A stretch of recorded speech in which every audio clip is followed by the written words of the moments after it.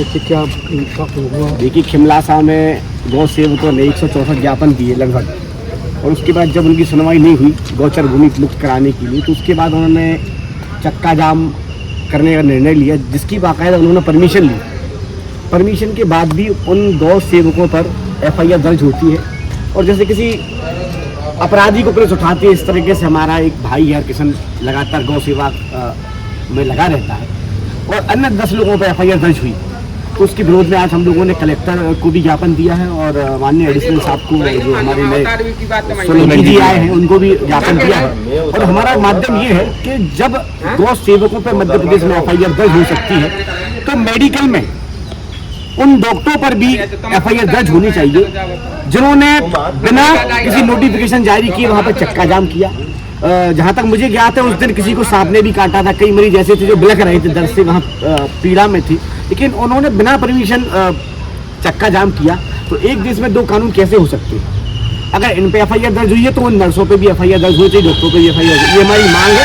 और शासन प्रशासन को हम लोगों ने अल्टीमेटम भी दिया है कि 2 दिन के अंदर अगर ये कार्रवाई नहीं करते हैं तो क्षत्रिय करणी सेना जीवन सिंह परिवार, जीवन सिंह शेरपुर, अखिल भारतीय क्षत्रिय महासभा, बजरंग दल और समस्त संगठन, जितने भी हिंदू संगठन हैं, ये हमारे राजू जी हैं जिला अध्यक्ष सद्भावना संगठन से, तो हम लोग सभी संगठन मिलकर उधर आंदोलन करने पर वर्ष होंगे। ये मुकदमा वापस लिया जाए, अन्यथा उन पर भी मुकदमा दर्ज होना चाहिए। आज क्या आश्वासन दिया है? अच्छा आश्वासन मिला है, उन्होंने हम आश्वासन दिया है, हमारे सैन भाई चूँकि पर्सनल मिले साहब से, उन्होंने कहा कि FIR हम लोग वापस लेने की प्रक्रिया जो है करेंगे, और आश्वासन दिया है कि आगे से ऐसा नहीं होगा।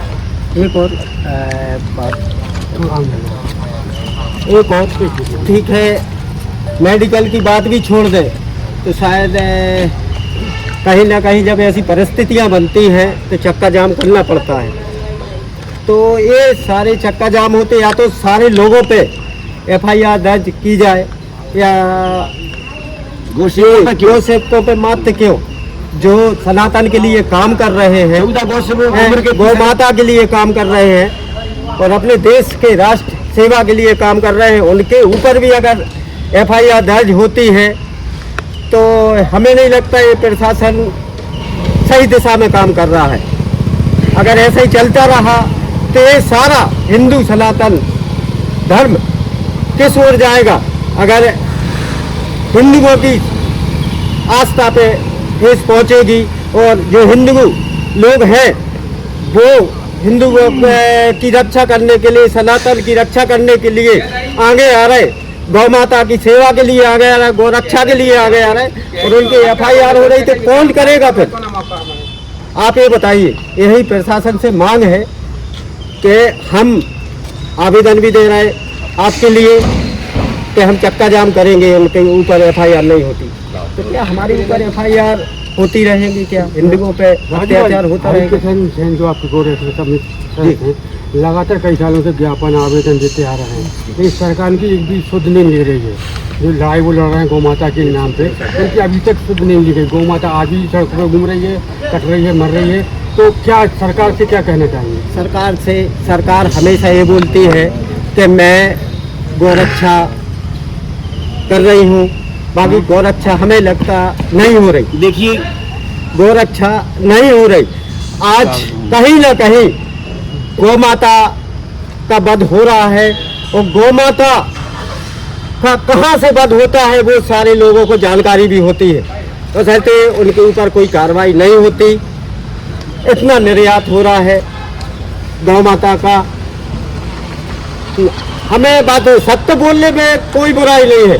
ये भारत में दीप का इतना व्यापार बढ़ता जा रहा है कि हमें कभी कभी मैं देखता हूँ तो बहुत दर्द महसूस होता है कि सनातन धर्म, हिंदू धर्म, इतनी सारी जातियाँ, सारे हम एक हैं, उसके बाद हम अपने गौ माता, अगर गौ माता बोलते हैं तो उसकी हम रक्षा नहीं कर पा रहे।